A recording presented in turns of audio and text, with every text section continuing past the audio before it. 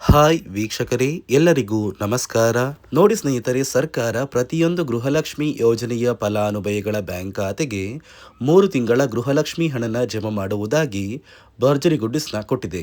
ಈಗಾಗಲೇ ಫಲಾನುಭವಿಗಳ ಬ್ಯಾಂಕ್ ಖಾತೆಗೆ ಫೆಬ್ರವರಿ, ಮಾರ್ಚ್ ಮತ್ತು ಏಪ್ರಿಲ್ ತಿಂಗಳ ಒಟ್ಟು 6,000 ಹಣ ಜಮಾ ಆಗ್ತಾ ಇದೆ. ನಿಮ್ಮ ಬ್ಯಾಂಕ್ ಖಾತೆಗೆ ಹಣ ಬರುತ್ತೋ ಇಲ್ವೋ ಅಂತ ನೀವು ಕೇಳ್ಬೋದು. ಸರ್ಕಾರದಿಂದ 3 ಲಕ್ಷಕ್ಕಿಂತ ಅಧಿಕ ಮಹಿಳೆಯರಿಗೆ ಹಣ ಕ್ಯಾನ್ಸಲ್ ಮಾಡಿದ್ದಾರೆ. ಹಾಗಾದರೆ ಯಾವ ಕಾರಣಕ್ಕೆ ಕ್ಯಾನ್ಸಲ್ ಆಗಿದೆ ಅಂತ ಕೂಡ ತಿಳಿಸ್ಕೊಡ್ತಾ ಇದ್ದೀನಿ. ಮತ್ತು ಸರ್ಕಾರದಿಂದ ಇಂದು ಬುಧವಾರ ಏಪ್ರಿಲ್ 22ರಿಂದ ಕರ್ನಾಟಕದ 25 ಜಿಲ್ಲೆಗಳ ಪ್ರತಿ ಫಲಾನುಭವಿಗಳಿಗೆ ಸರ್ಕಾರ 3 ತಿಂಗಳ 6,000 ಹಣನ ಜಮಾ ಮಾಡ್ತಾ ಇದೆ. ಈ ಒಂದು ಹಣಕ್ಕೆ ಹೊಸ ನಿಯಮಗಳು ಜಾರಿಗೆ ಬಂದಿದೆ ಮತ್ತು ರೇಷನ್ ಕಾರ್ಡ್ ದಾರರಿಗೂ ಕೂಡ ಸರ್ಕಾರ 3 ಗುಡ್ಡಿಸ್ನ ಕೊಟ್ಟಿದ್ದು, ಹೊಸ ರೇಷನ್ ಕಾರ್ಡ್ ಪಡೆಯಲು ಸರ್ಕಾರ ಅರ್ಜಿ ಕೂಡ ಸ್ವೀಕಾರ ಮಾಡ್ತಾ ಇದೆ. ಹಾಗಾದರೆ ಸರ್ಕಾರದಿಂದ ಏನೆಲ್ಲ ಮಾಹಿತಿ ಬಂದಿದೆ ಅಂತ ನಾನು ನಿಮಗೆ ತಿಳಿಸ್ಕೊಡ್ತಾ ಇದ್ದೀನಿ.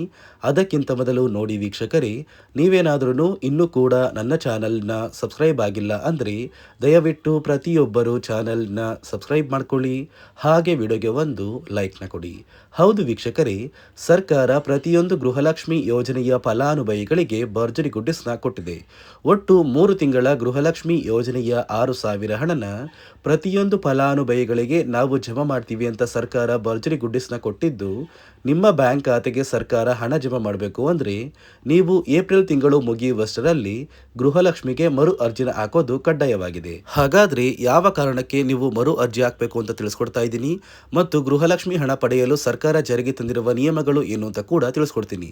ಅದಕ್ಕಿಂತ ಮೊದಲು ನೋಡಿ ವೀಕ್ಷಕರೇ, ಇಂದು ಬುಧವಾರ ಏಪ್ರಿಲ್ 22ರಿಂದ ಕರ್ನಾಟಕದ ಯಾವ 25 ಜಿಲ್ಲೆಗಳಿಗೆ 3 ತಿಂಗಳ ಗೃಹಲಕ್ಷ್ಮಿ ಹಣ ಅಂದರೆ ಫೆಬ್ರವರಿ ತಿಂಗಳ 28ನೇ ಕಂತು, ಮಾರ್ಚ್ ತಿಂಗಳ 29ನೇ ಕಂತು ಮತ್ತು ಏಪ್ರಿಲ್ ತಿಂಗಳ 30ನೇ ಕಂತು, ಈ 3 ತಿಂಗಳ ಹಣ ಬರ್ತಾ ಇದೆ ಅಂದರೆ ಮೊದಲಿಗೆ ಬಾಗಲಕೋಟೆ, ಬೆಂಗಳೂರು ನಗರ, ಬೆಂಗಳೂರು ಗ್ರಾಮಾಂತರ, ಬೆಳಗಾವಿ, ಬಳ್ಳಾರಿ, ಬೀದರ್, ವಿಜಯನಗರ, ಚಾಮರಾಜನಗರ, ಚಿಕ್ಕಬಳ್ಳಾಪುರ, ಚಿಕ್ಕಮಗಳೂರು, ಚಿತ್ರದುರ್ಗ, ದಕ್ಷಿಣ ಕನ್ನಡ, ದಾವಣಗೆರೆ, ಧಾರವಾಡ, ಗದಗ, ಕಲಬುರಗಿ, ಹಾಸನ, ಹಾವೇರಿ, ಕೊಡಗು, ಕೋಲಾರ, ಕೊಪ್ಪಳ, ಮಂಡ್ಯ, ಮೈಸೂರು, ಉಡುಪಿ, ರಾಯಚೂರು, ರಾಮನಗರ, ಶಿವಮೊಗ್ಗ, ತುಮಕೂರು, ಉತ್ತರ ಕನ್ನಡ ಮತ್ತು ಯಾದಗಿರಿ, ಈ ಜಿಲ್ಲೆಗಳ ಪ್ರತಿಯೊಂದು ಫಲಾನುಭವಿಗಳ ಬ್ಯಾಂಕ್ ಖಾತೆಗೆ ಸರ್ಕಾರ ಒಟ್ಟು 3 ತಿಂಗಳ ಗೃಹಲಕ್ಷ್ಮಿ ಯೋಜನೆಯ 6,000 ಹಣನ ಜಮಾ ಮಾಡ್ತಾ ಇದೆ. ನಿಮ್ಮ ಬ್ಯಾಂಕ್ ಖಾತೆಗೆ ಈ ಏಪ್ರಿಲ್ ತಿಂಗಳು ಮುಗಿಯುವಷ್ಟರಲ್ಲಿ ಪ್ರತಿಯೊಂದು ಫಲಾನುಭವಿಗಳು ಈ 6,000 ಹಣನ ಪಡ್ಕೋತೀರಾ. ಆದರೆ ನೀವು ಮರು ಅರ್ಜಿ ಹಾಕಿದ್ರೆ ಮಾತ್ರ ನಿಮ್ಮ ಬ್ಯಾಂಕ್ ಖಾತೆಗೆ ಸರ್ಕಾರ ಈ 6,000 ಹಣನ ಜಮಾ ಮಾಡೋದು ಅಂತ ಮುಖ್ಯವಾದ ಮಾಹಿತಿ ಕೊಟ್ಟಿದೆ. ಯಾಕಂದರೆ ನಿಮ್ಮ ಬ್ಯಾಂಕ್ ಖಾತೆಗೆ ಹಣ ಜಮಾ ಆಗಬೇಕು ಅಂದರೆ ಈ ಏಪ್ರಿಲ್ ತಿಂಗಳಲ್ಲಿ ಒಂದು ಮುಖ್ಯವಾದ ಕೆಲಸನ ನೀವು ಮಾಡಬೇಕಾಗುತ್ತೆ. ಅಂದರೆ ಗೃಹಲಕ್ಷ್ಮಿಗೆ ಮರು ಅರ್ಜಿನ ಹಾಕೋದು ಕಡ್ಡಾಯವಾಗಿದೆ. ನೀವು ಮರು ಅರ್ಜಿ ಹಾಕಿದರೆ ಮಾತ್ರ ನಿಮ್ಮ ಬ್ಯಾಂಕ್ ಖಾತೆಗೆ ಗೃಹಲಕ್ಷ್ಮಿ ಹಣ ಬರೋದು. ಹಾಗಾದರೆ ಹೇಗೆ ಈ ಮರು ಅರ್ಜಿನ ಹಾಕಬೇಕು ಅಂತ ನೀವು ಕೇಳ್ಬೋದು ಮತ್ತು ಯಾವ ಕಾರಣಕ್ಕೆ ಅಂತ. ನೋಡಿ ವೀಕ್ಷಕರೇ, ಸುಮಾರು 2 ಲಕ್ಷಕ್ಕಿಂತ ಅಧಿಕ ಮಹಿಳೆಯರು ಗೃಹಲಕ್ಷ್ಮಿ ಯೋಜನೆಯಲ್ಲಿ ಇಲ್ಲಿಯವರೆಗೂ ಮರಣ ಹೊಂದಿದ್ದಾರೆ. ಸೊ ಮರಣ ಹೊಂದಿರುವ ಫಲಾನುಭವಿಗಳ ಒಂದು ಹೆಸರನ್ನ ಗೃಹಲಕ್ಷ್ಮಿ ಯೋಜನೆಯಿಂದ ಸರ್ಕಾರ ಕ್ಯಾನ್ಸಲ್ ಮಾಡಬೇಕು. ಯಾಕಂದರೆ ಆ ಫಲಾನುಭವಿಗಳ ಬ್ಯಾಂಕ್ ಖಾತೆಗೆ ಇನ್ನೂ ಕೂಡ ಹಣ ಜಮಾ ಆಗ್ತಾ ಇದೆ. ಇದೇ ಕಾರಣಕ್ಕೆ ಈ ಏಪ್ರಿಲ್ ತಿಂಗಳಲ್ಲಿ ಸರ್ಕಾರದಿಂದ ನೇಮಕಗೊಂಡ ಕೆಲವು ಅಧಿಕಾರಿಗಳು ನಿಮ್ಮ ಮನೆಗೆ ಬಂದು ಪ್ರತಿಯೊಂದು ಫಲಾನುಭವಿಗಳ ಒಂದು ದಾಖಲಾತಿಗಳನ್ನ ಚೆಕ್ ಮಾಡ್ತಾರೆ. ಸೊ ದಾಖಲಾತಿಗಳನ್ನ ಚೆಕ್ ಮಾಡಿ ಎಂಟ್ರಿ ಮಾಡ್ಕೊಂಡು ಹೋಗ್ತಾರೆ. ನಂತರ ಪ್ರತಿಯೊಂದು ಫಲಾನುಭವಿಗಳಿಗೆ ಗೃಹಲಕ್ಷ್ಮಿ ಹಣ ಜಮಾ ಆಗೋದು. ಅದೇ ರೀತಿ ಇನ್ನು ಮುಂದೆ ವರ್ಷದ ಕೊನೆಯಲ್ಲಿ ನೀವು ಗೃಹಲಕ್ಷ್ಮಿ ಯೋಜನೆಗೆ ನೀವು ಹೊಂದಿರುವ ಲೈಫ್ ಸರ್ಟಿಫಿಕೇಟ್ನ ಕೊಟ್ಟು ಮರು ಅರ್ಜಿ ಹಾಕಿದರೆ ಮಾತ್ರ ನಿಮ್ಮ ಬ್ಯಾಂಕ್ ಖಾತೆಗೆ ಮುಂದಿನ ತಿಂಗಳಿಂದ ಗೃಹಲಕ್ಷ್ಮಿ ಹಣ ಬರೋದು ಅಂತ ಸರ್ಕಾರ ಆದೇಶ ಕೊಟ್ಟಿದೆ. ಈಗಾಗಲೇ ಫಲಾನುಭವಿಗಳ ಬ್ಯಾಂಕ್ ಖಾತೆಗೆ ಒಟ್ಟು 3 ತಿಂಗಳ ಗೃಹಲಕ್ಷ್ಮಿ ಹಣನ ಸರ್ಕಾರ ಜಮಾ ಮಾಡ್ತಾ ಇದೆ. ನಿಮ್ಮ ಬ್ಯಾಂಕ್ ಖಾತೆಗೂ ಕೂಡ ಈ ಏಪ್ರಿಲ್ ತಿಂಗಳು ಮುಗಿಯುವಷ್ಟರಲ್ಲಿ ಪ್ರತಿಯೊಂದು ಫಲಾನುಭವಿಗಳಿಗೆ ಸೇರಬೇಕಾಗಿರುವ 3 ತಿಂಗಳ ಗೃಹಲಕ್ಷ್ಮಿ ಹಣ ಜಮಾ ಆಗುತ್ತೆ. ಮತ್ತು ಸರ್ಕಾರದಿಂದ ಜಾರಿಗೆ ತಂದಿರುವ ಹೊಸ ನಿಯಮಗಳನ್ನ ನೀವು ಪಾಲಿಸಿದರೆ ಮಾತ್ರ ನಿಮ್ಮ ಬ್ಯಾಂಕ್ ಖಾತೆಗೆ ಮುಂದಿನ ದಿನಗಳಲ್ಲಿ ಗೃಹಲಕ್ಷ್ಮಿ ಹಣ ಬರೋದು ಅಂತ ಸರ್ಕಾರ ಆದೇಶ ಕೊಟ್ಟಿದೆ. ರೇಷನ್ ಕಾರ್ಡ್ ಹೊಂದಿರುವ ಪ್ರತಿಯೊಂದು ಕಾರ್ಡ್ದಾರರಿಗೂ ಕೂಡ ಸರ್ಕಾರ 3 ಮುಖ್ಯವಾದ ಭರ್ಜರಿ ಗುಡ್ಡಿಸ್ನ ಕೊಟ್ಟಿದ್ದು, ಮೊದಲ ಒಂದು ಗುಡ್ ನ್ಯೂಸ್ ಬಂದು ಸರ್ಕಾರ ಹೊಸ ರೇಷನ್ ಕಾರ್ಡ್ಗೆ ಅರ್ಜಿನ ಸ್ವೀಕಾರ ಮಾಡ್ತಾ ಇದೆ. ನೀವು ಕೂಡ ಹೊಸ ರೇಷನ್ ಕಾರ್ಡ್ನ ಪಡಿಬೇಕು ಅಂದರೆ ಆದಷ್ಟು ಬೇಗ ಅರ್ಜಿನ ಹಾಕಿ. ಅದೇ ರೀತಿ ಎರಡನೆಯ ಒಂದು ಗುಡ್ ನ್ಯೂಸ್ ಬಂದು ನೋಡಿ ವೀಕ್ಷಕರೇ, ನಿಮ್ಮ ಒಂದು ರೇಷನ್ ಕಾರ್ಡ್ಗೆ ಸರ್ಕಾರ ಈ ಏಪ್ರಿಲ್ ತಿಂಗಳಲ್ಲಿ ಫೆಬ್ರವರಿ ಮತ್ತು ಮಾರ್ಚ್ ತಿಂಗಳ ಒಟ್ಟು 2 ತಿಂಗಳ ಇಂದಿರ ಕಿಟ್ನ ವಿತರಣೆ ಮಾಡ್ತಾ ಇದೆ.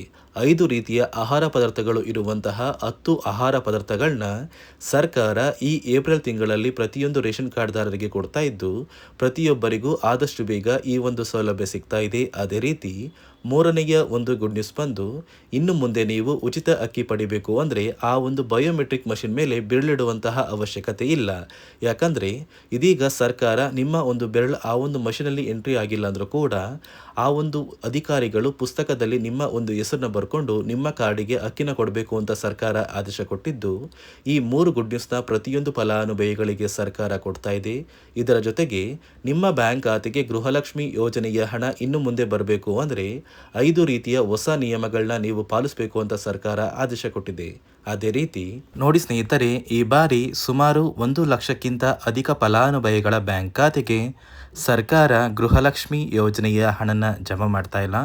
ಕಾರಣ ಏನು ಅಂದರೆ, ನಿಮ್ಮ ಬ್ಯಾಂಕ್ ಖಾತೆಗೆ ಡೆಬಿಟ್ ಮೂಲಕ ಹಣ ಜಮಾ ಮಾಡುವಂತಹ ಸಂದರ್ಭದಲ್ಲಿ ಸರ್ಕಾರ ಸಾಕಷ್ಟು ಫಲಾನುಭವಿಗಳ ಒಂದು ಬ್ಯಾಂಕ್ ಖಾತೆಗೆ ಹಣ ಜಮಾ ಮಾಡೋದನ್ನು ಕ್ಯಾನ್ಸಲ್ ಮಾಡಿದೆ.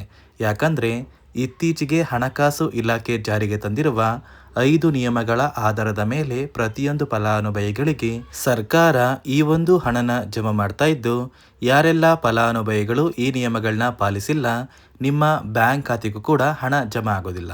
ಹಾಗಾದರೆ ಬನ್ನಿ ಸ್ನೇಹಿತರೆ, ಸರ್ಕಾರ ಜಾರಿಗೆ ತಂದಿರುವ ಆ 5 ಹೊಸ ನಿಯಮಗಳು ಏನು ಅಂತ ನಾನು ನಿಮಗೆ ತಿಳಿಸ್ಕೊಡ್ತಾ ಇದ್ದೀನಿ. ನೋಡಿ ಸ್ನೇಹಿತರೆ, ಮೊದಲನೆಯ ಒಂದು ನಿಯಮ ಬಂದು, ಸಾಕಷ್ಟು ಫಲಾನುಭವಿಗಳು ಹೊಂದಿರುವಂತಹ ಒಂದು ರೇಷನ್ ಕಾರ್ಡ್ ಏನಿದೆ, ಆ ಒಂದು ರೇಷನ್ ಕಾರ್ಡ್ನ ಮನೆಯ ಸದಸ್ಯರ ಪ್ರತಿಯೊಬ್ಬರ ಒಂದು ಆಧಾರ್ ಕಾರ್ಡ್ನ ನಿಮ್ಮ ರೇಷನ್ ಕಾರ್ಡ್ಗೆ ಕಡ್ಡಾಯವಾಗಿ ಲಿಂಕ್ ಮಾಡಿಸ್ಬೇಕು. ಅಂದರೆ ಈ ಒಂದು ಲಿಂಕ್ ಮಾಡಿಸುವಂತಹ ಒಂದು ಪ್ರೊಸೀಜರ್ಗೆ ಸರ್ಕಾರ KYC ಅಂತ ಕರೀತಾರೆ. ನಿಮ್ಮ ರೇಷನ್ ಕಾರ್ಡ್ಗೆ ಇನ್ನೂ ಸಹ KYC ಆಗಿಲ್ಲ ಅಂದರೆ ನಿಮ್ಮ ಬ್ಯಾಂಕ್ ಖಾತೆಗೆ ಸರ್ಕಾರ ಮುಂದಿನ ದಿನಗಳಲ್ಲಿ ಗೃಹಲಕ್ಷ್ಮಿ ಯೋಜನೆಯ ಹಣನ ಕ್ಯಾನ್ಸಲ್ ಮಾಡುತ್ತೆ. ಅದೇ ರೀತಿ ಎರಡನೆಯ ಒಂದು ನಿಯಮ ಬಂದು, ಸಾಕಷ್ಟು ಫಲಾನುಭವಿಗಳು ಕಳೆದ 3 ತಿಂಗಳಿಂದ ಸರ್ಕಾರದಿಂದ ಬರ್ತಾ ಇರುವಂತಹ ಒಂದು ರೇಷನ್ ಏನಿದೆ, ಅಂದರೆ ಉಚಿತ ಅಕ್ಕಿ ಏನಿದೆ, ಈ ಒಂದು ರೇಷನ್ನ ಪಡ್ಕೋತಾ ಇಲ್ಲ.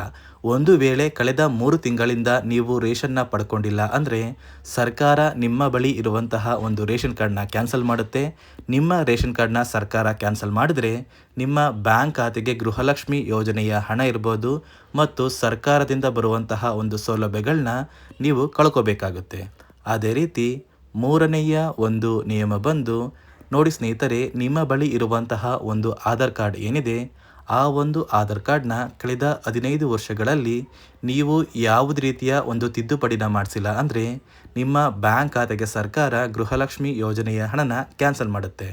ಯಾಕಂದರೆ ಸರ್ಕಾರದಿಂದ ಬಂದಿರುವಂತಹ ಒಂದು ಆದೇಶದ ಪ್ರಕಾರ ಪ್ರತಿಯೊಂದು ಫಲಾನುಭವಿಗಳು ಕಳೆದ 15 ವರ್ಷಗಳಲ್ಲಿ ಯಾವುದೇ ರೀತಿಯ ಒಂದು ತಿದ್ದುಪಡಿನ ನಿಮ್ಮ ಆಧಾರ್ ಕಾರ್ಡ್ಗೆ ನೀವು ಮಾಡಿಸಿಲ್ಲ ಅಂದರೆ ಕಡ್ಡಾಯವಾಗಿ ಆದಷ್ಟು ಬೇಗ ನಿಮ್ಮ ಆಧಾರ್ ಕಾರ್ಡ್ಗೆ ತಿದ್ದುಪಡಿನ ಮಾಡಿಸಿ.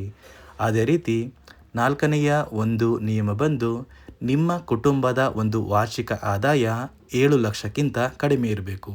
ಒಂದು ವೇಳೆ ನಿಮ್ಮ ಕುಟುಂಬದ ವಾರ್ಷಿಕ ಆದಾಯ 7 ಲಕ್ಷಕ್ಕಿಂತ ಜಾಸ್ತಿ ಇದ್ದರೆ ನಿಮ್ಮ ಬ್ಯಾಂಕ್ ಖಾತೆಗೆ ಸರ್ಕಾರ ಗೃಹಲಕ್ಷ್ಮಿ ಯೋಜನೆಯ ಹಣನ ಕ್ಯಾನ್ಸಲ್ ಮಾಡುತ್ತೆ. ಅದೇ ರೀತಿ 5ನೆಯ ಒಂದು ನಿಯಮ ಬಂದು, ನಿಮ್ಮ ಕುಟುಂಬದ ಸದಸ್ಯರು ಅಥವಾ ಗೃಹಲಕ್ಷ್ಮಿ ಯೋಜನೆಯ ಫಲಾನುಭವಿಗಳು ಯಾರು ಕೂಡ ಸರ್ಕಾರಿ ನೌಕರರಾಗಿ ಕಾರ್ಯನಿರ್ವಹಿಸ್ತಾ ಇರಬಾರ್ದು. ಒಂದು ವೇಳೆ ನಿಮ್ಮ ಕುಟುಂಬದಲ್ಲಿ ಯಾರೇ ಆಗಿದ್ರೂ ಸರ್ಕಾರಿ ನೌಕರರಾಗಿ ಕಾರ್ಯನಿರ್ವಹಿಸ್ತಾ ಇದ್ದರೆ ನಿಮ್ಮ ಬ್ಯಾಂಕ್ ಖಾತೆಗೆ ಗೃಹಲಕ್ಷ್ಮಿ ಯೋಜನೆಯ ಹಣ ಕ್ಯಾನ್ಸಲ್ ಆಗುತ್ತೆ. ಈ 5 ನಿಯಮಗಳ ಆಧಾರದ ಮೇಲೆ ಪ್ರತಿಯೊಂದು ಫಲಾನುಭವಿಗಳಿಗೆ ಸರ್ಕಾರ ಹಣ ಜಮಾ ಮಾಡ್ತಾ ಇದೆ. ಒಂದು ವೇಳೆ ನೀವು ಈ 5 ನಿಯಮಗಳನ್ನ ಪಾಲಿಸಿಲ್ಲ ಅಂದರೆ ನೀವು ಕೂಡ ಗೃಹಲಕ್ಷ್ಮಿ ಯೋಜನೆಯ ಹಣದಿಂದ ವಂಚಿತರಾಗಬೇಕಾಗುತ್ತೆ. ನೋಡಿ ವೀಕ್ಷಕರೇ, ಇಂದು ಗುರುವಾರ ಏಪ್ರಿಲ್ 23ರಂದು ಕರ್ನಾಟಕದ ಒಟ್ಟು 25 ಜಿಲ್ಲೆಗಳ ಪ್ರತಿ ಫಲಾನುಭವಿಗಳಿಗೆ 3 ತಿಂಗಳ ಗೃಹಲಕ್ಷ್ಮಿ ಯೋಜನೆಯ 6,000 ಹಣನ ಸರ್ಕಾರ ಜಮಾ ಮಾಡ್ತಾ ಇದೆ. ಆದಷ್ಟು ಬೇಗ ಈ ಗೃಹಲಕ್ಷ್ಮಿ ಹಣ ನಿಮ್ಮ ಬ್ಯಾಂಕ್ ಖಾತೆಗೆ ಬರುತ್ತೆ. ಅದೇ ರೀತಿ ರೇಷನ್ ಕಾರ್ಡ್ದಾರರಿಗೂ ಕೂಡ ಸರ್ಕಾರ ಭರ್ಜರಿ ಗುಡ್ಡಿಸ್ನ ಕೊಟ್ಟಿದ್ದು ಪ್ರತಿ ಫಲಾನುಭವಿಗಳಿಗೆ ಎಲ್ಲ ರೀತಿಯ ಸೌಲಭ್ಯಗಳು ಸಿಗುತ್ತೆ ಅಂತ ಹೇಳ್ತಾ, ಇದಿಷ್ಟು ಸರ್ಕಾರದಿಂದ ಬಂದಿರುವ ಹೊಸ ಮಾಹಿತಿಯಾಗಿದೆ. ನಾನು ಕೊಟ್ಟಿರುವ ಮಾಹಿತಿ ನಿಮಗೆ ಇಷ್ಟ ಆಗಿದ್ದಲ್ಲಿ ದಯವಿಟ್ಟು ಪ್ರತಿಯೊಬ್ಬರು ನನ್ನ ಚಾನಲ್ನ ಸಬ್ಸ್ಕ್ರೈಬ್ ಮಾಡ್ಕೊಳ್ಳಿ, ಹಾಗೆ ವಿಡಿಯೋಗೆ ಒಂದು ಲೈಕ್ನ ಕೊಡಿ.